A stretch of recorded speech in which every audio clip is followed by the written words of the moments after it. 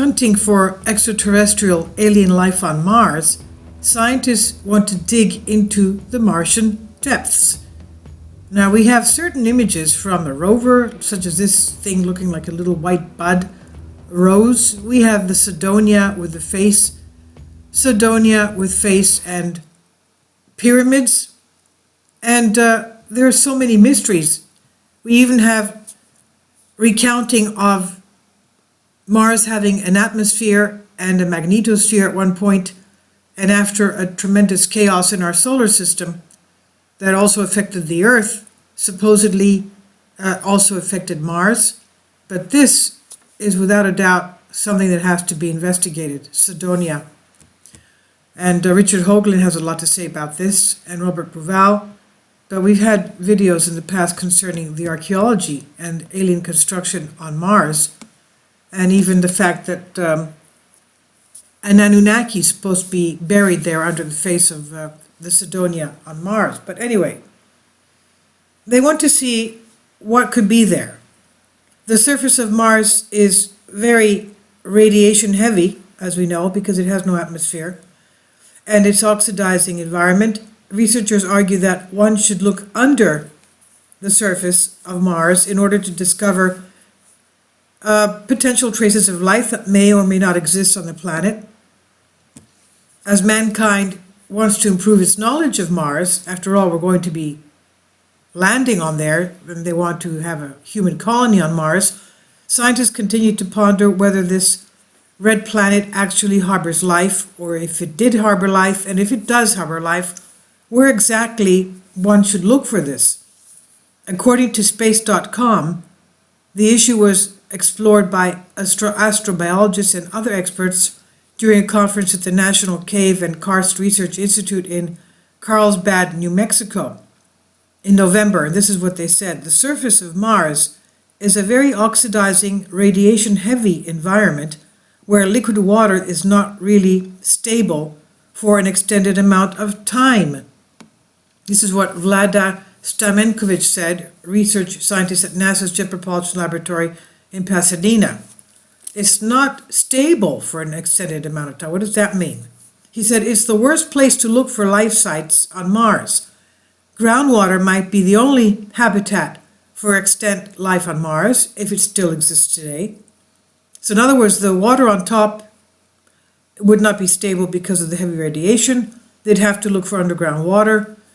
Anyway, the media outlet also notes that researchers who attended this conference pointed at the, quote, numerous potential cave entrances, end quote, numerous potential cave entrances spotted on Mars by orbiting spacecraft, wondering whether lava tubes could be prime microbial real estate on the planet. I don't know. I haven't examined, of course, the Mars images, but they state that, yeah, they have cave entrances that have been found. Okay, that's news to me. Penny Boston, senior advisor for science integration at NASA Ames Research, said that, quote, there's much to be done to seek extant life. Extant life means life that has existed today, and certainly extinct life in a variety of environments on Mars. We all recognize that there's not just a single way to go. My own personal opinion, she says, is that it's time to line up missions with what the community is seeing in terms of return on investment versus the difficulty of assessing any particular environment.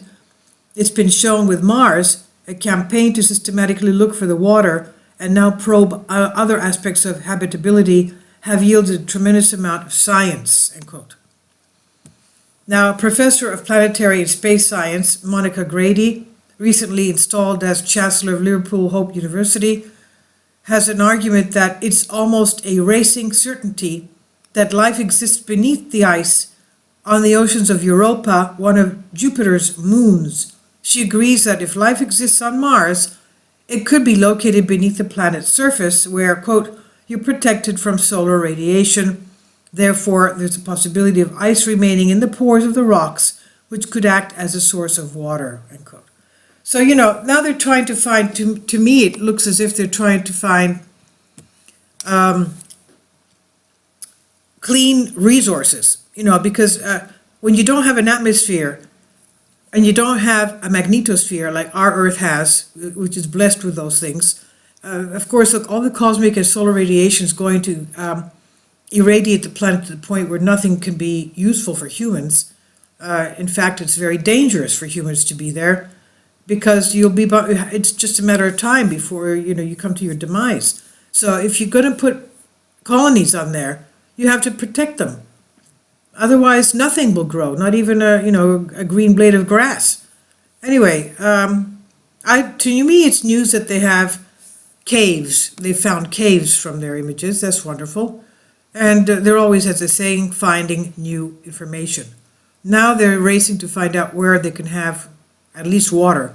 But that leaves other things that they have to solve, for example, atmosphere. And they're looking for alien life. I just hope it's not anything that would be detrimental to humans. This is on Sputnik News. In the meantime, this is one of the NASA images that shows clearly that there's some type of a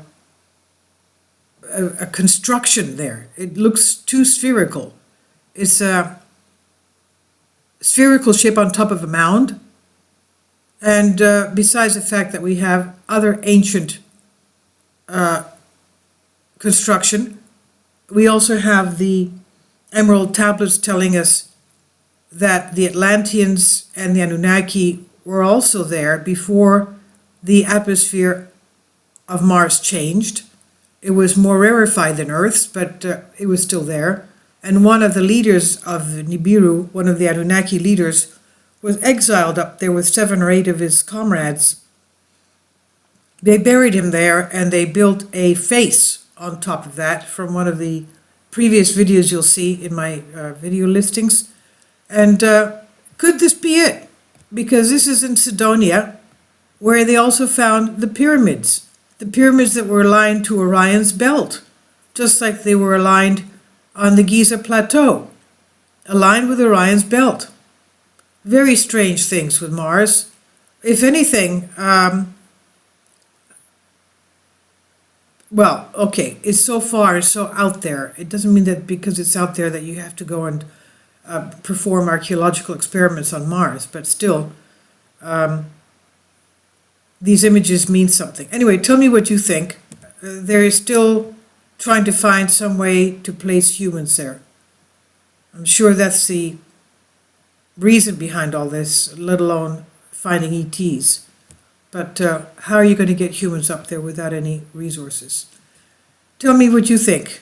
Please leave your comments, subscribe, ring the bell for more videos, and share. Thank you.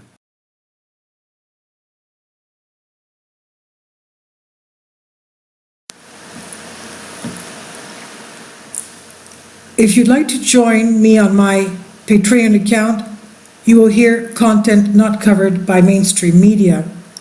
These riveting stories will be based on my research, and I will state my opinions and give my personal insight on diverse and controversial subjects and world events not covered by mainstream media, and not supported by YouTube guidelines.